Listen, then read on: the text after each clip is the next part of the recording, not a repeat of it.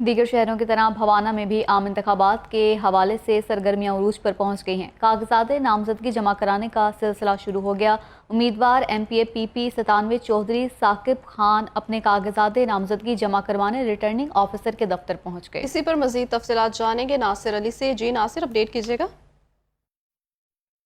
جی بالکل، ملک بھر میں عام انتخابات کے حوالے سے سرگرمیاں عروج پر پہنچ گئی ہیں۔ آج کاغذات نامزدگی جمع کرانے کا سلسلہ بھی جاری ہے۔ پی پی 97 سے امیدوار ایم پی اے چودھری ثاقب خان چدڑ کاغذات نامزدگی جمع کرانے کے لیے ایسی آفس پہنچ گئے ہیں۔ ان کے ساتھ ووٹر سپورٹروں کی کثیر تعداد موجود ہے۔ میرے ساتھ بات کرنے کے لیے موجود ہیں۔ سر بتائیے گا، الیکشن کے حوالے سے آپ کیا کہتے ہیں؟ بسم اللہ الرحمن الرحیم۔ سب سے پہلے تو میں شکر ادا کرتا ہوں اللہ کا، اور اس کے بعد پی پی 97 کی عوام کا، اور بھوانہ کی عوام نے آج ثابت کر دیا ہے کہ اس دفعہ ایم پی اے صرف بھوانہ کا ہوگا۔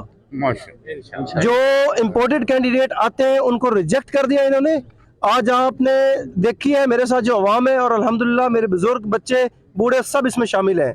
میں انشاءاللہ تعالی، اگر انہوں نے آج مجھے عزت بخشی ہے تو میرا ان سے وعدہ رہا کہ میں ان کو عزت دوں گا۔ میں حقیقی بیٹا ہوں بھوانہ کا اور پی پی 97 کا۔ جو میں ان کے لیے لڑوں گا، جو میں ان کی قیادت کروں گا، وہ پہلے والے کینڈیڈیٹس نہیں کریں گے۔ اور انشاءاللہ تعالی میرا اس عوام سے وعدہ رہا کہ میں اس طرح چلوں گا ان کے ساتھ جیسے ان کے سگے بیٹے چلتے ہیں۔ بہت شکریہ۔ ٹھیک ہے ناصر علی، بہت شکریہ آپ کا۔ دیگر خبروں میں آپ کو بتائیں گے، فاروق آباد میں الیکشن کے حوالے سے تیاریاں زور و شور سے جاری ہیں۔